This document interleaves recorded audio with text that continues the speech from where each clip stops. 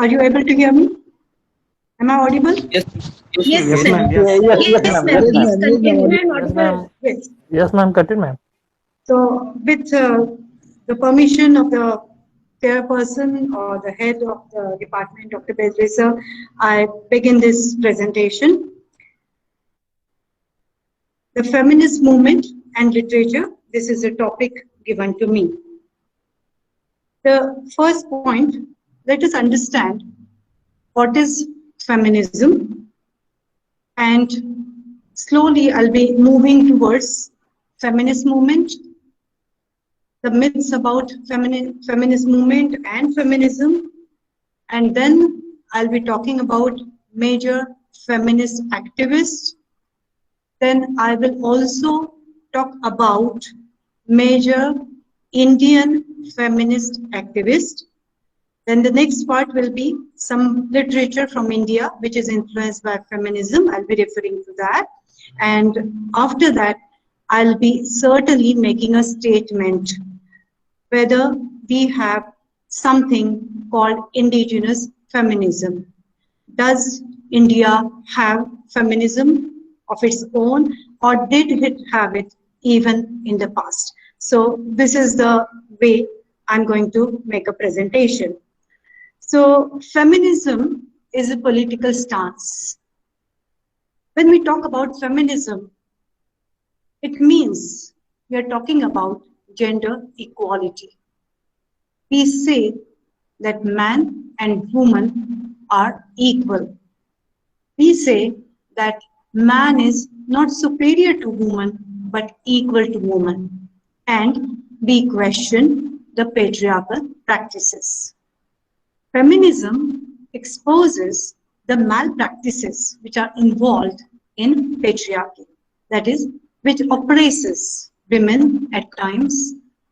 But feminism is something that also brings in how men are also oppressed because of the patriarchal practices. Try to understand this point with a bare example from my childhood. When I cried as a child, still cry, we are still children, and it's good to be children always. When I cried as a child, my mother said, "Oh, my good girl, don't cry."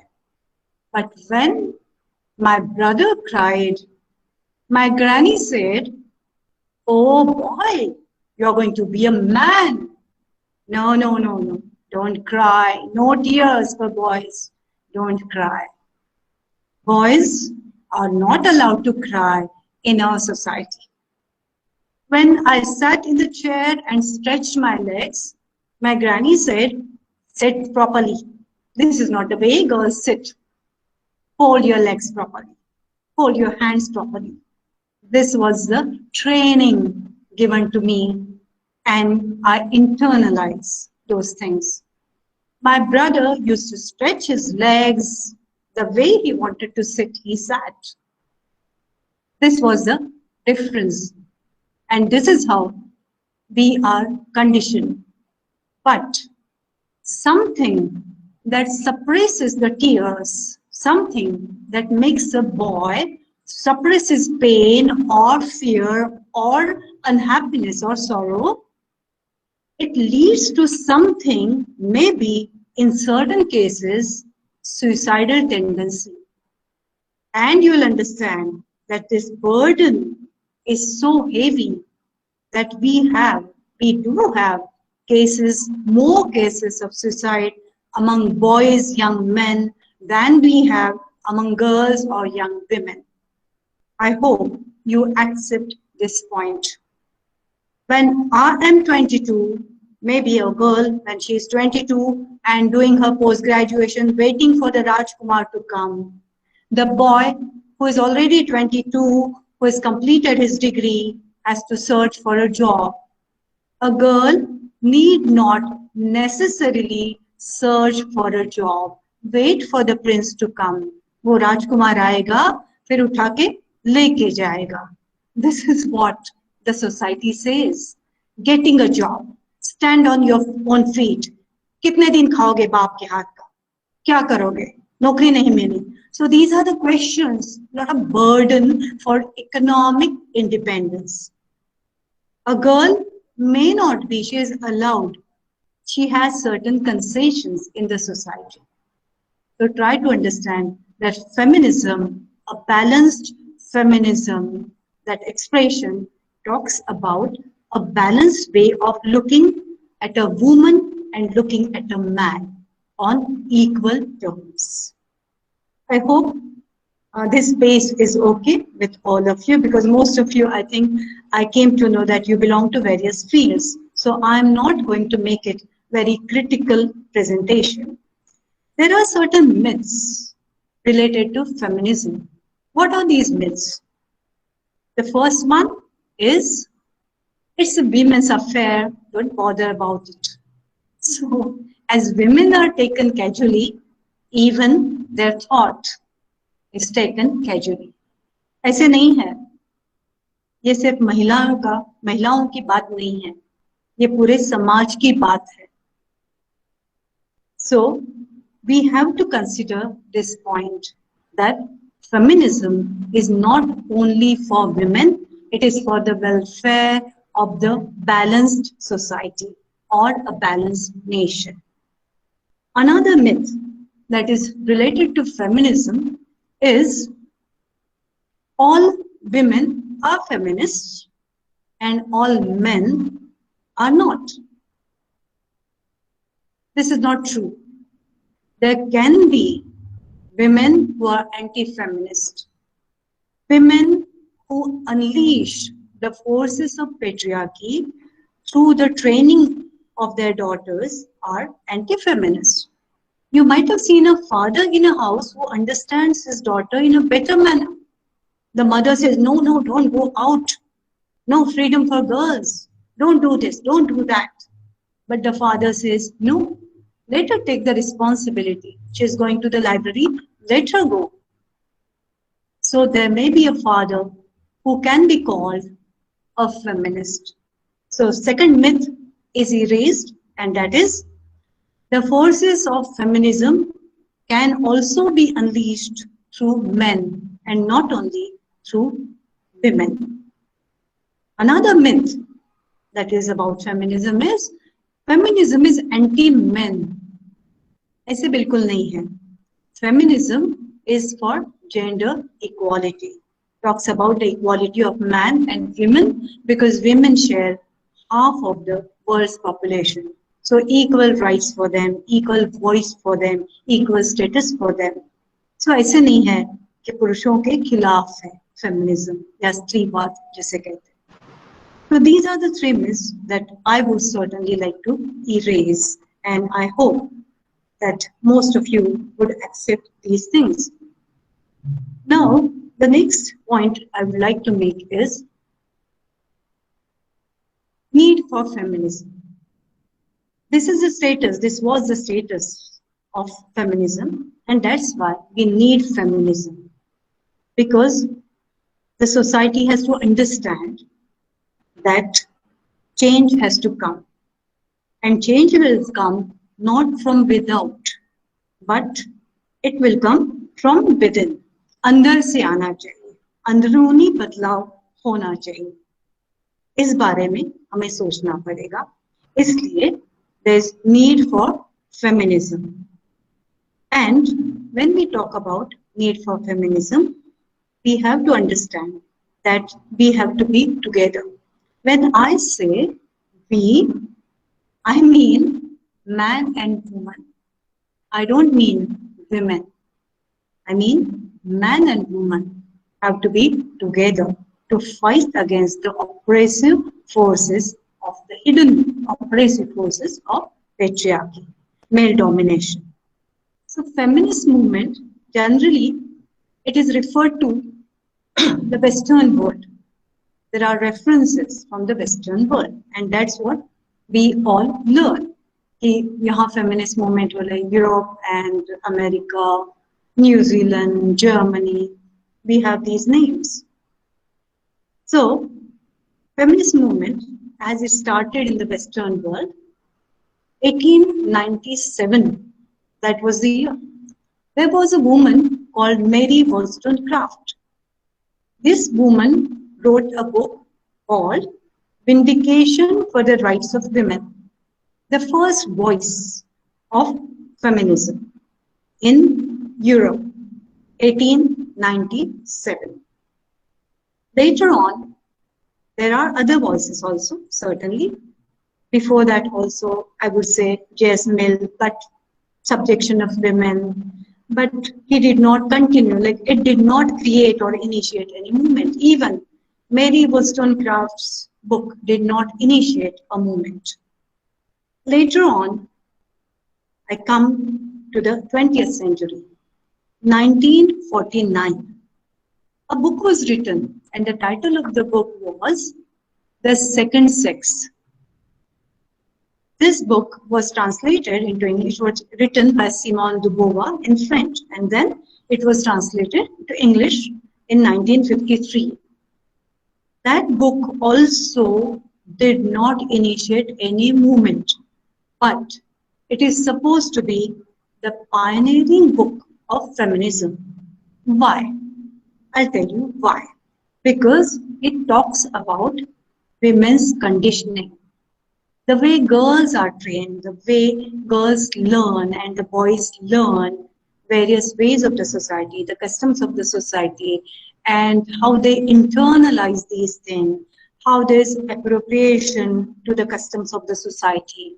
A lot of learning goes on, and it is the learning of the patriarchal ideology. This ideology is something which you learn without your knowledge. That is great about ideology. It's a set of values and you learn it. You just don't know that you're learning it, but you learn it, you internalize it. And then what happens is unlearning becomes a problem. When you understand that something is gone wrong somewhere, then there's no retreat possible at times. It's very difficult to unlearn these practices. Simone de Beauvoir, in this book, she borrows knowledge from philosophy, sociology, politics, anthropology. This book is really a pioneering book of feminism.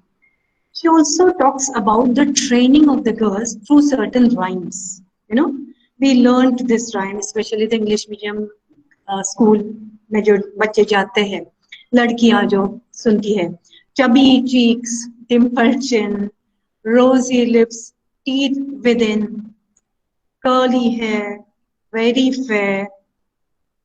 And because you are there, the logical effect of this is everybody's pet, teacher's pet. Yes, yes, yes. Because you have these qualities, you are the pet. Everybody loves you.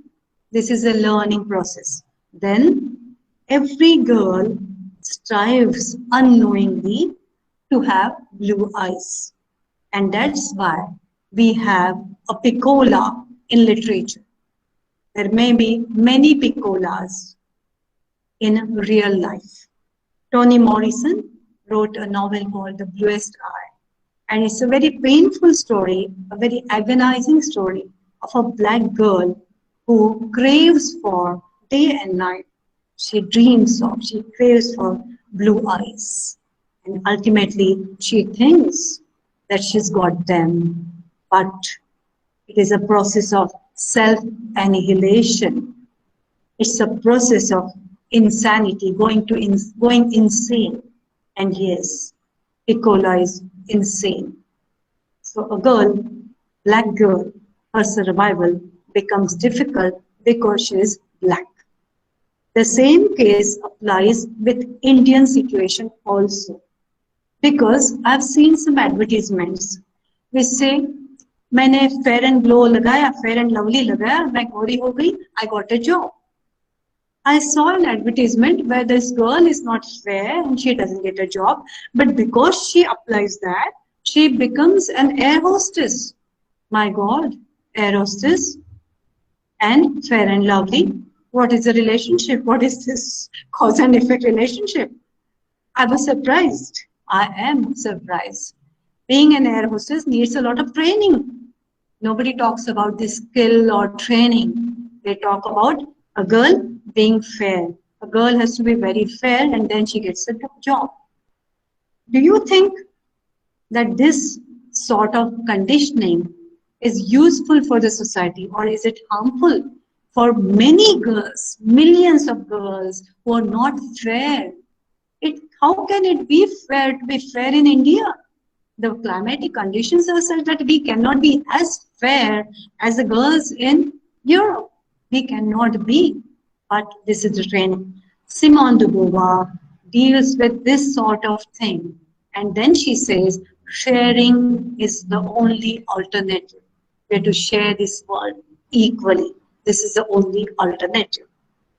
One book or one writer that brought the first wave of feminism in Europe was Betty Friedan. She wrote a book called The Feminine Mystic.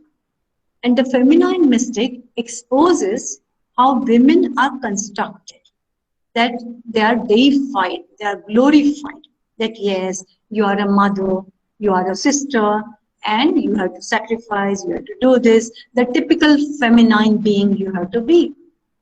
And this mystic is accepted by women, a very large number of women all over the world. And everybody dreams of being the feminine, because otherwise the society will not accept you.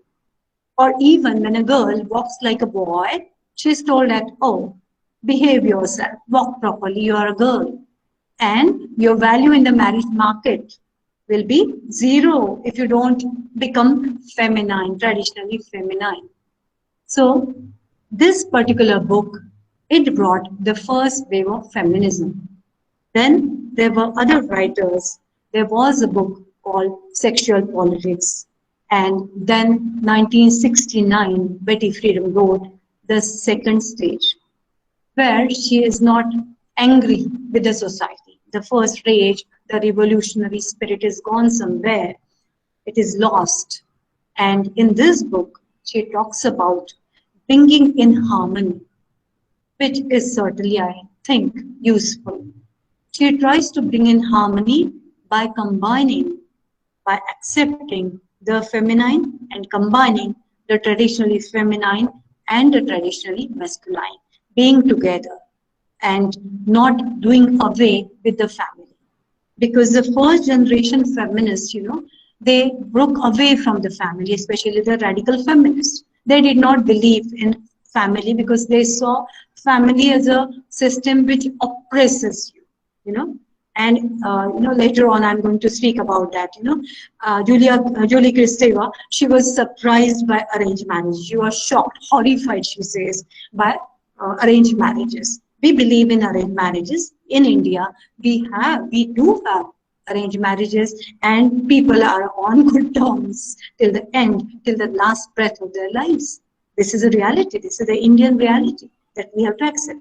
So this second wave of feminism, where Betty Friedan talks about doing away with rage and bringing in this particular way of harmony. There was another woman called Marilyn French who said that it's high time that we substitute pain with pleasure and competition with cooperation. And it's high time that we combine the masculine and the feminine harmoniously, and we respect each other. So this is something that Western feminism talked about.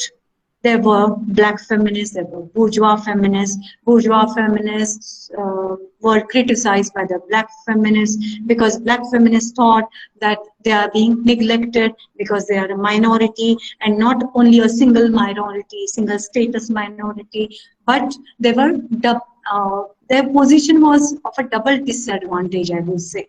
Being black and being a woman, it's very, very agonizing condition as such. So these feminists felt that the bourgeois feminists are neglecting them.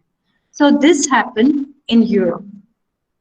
So we move to the next point.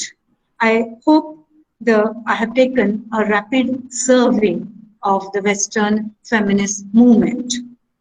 I could name various authors. We come to the 20th century also, 21st century also, Susan Faludi and all writing about Julie Christie.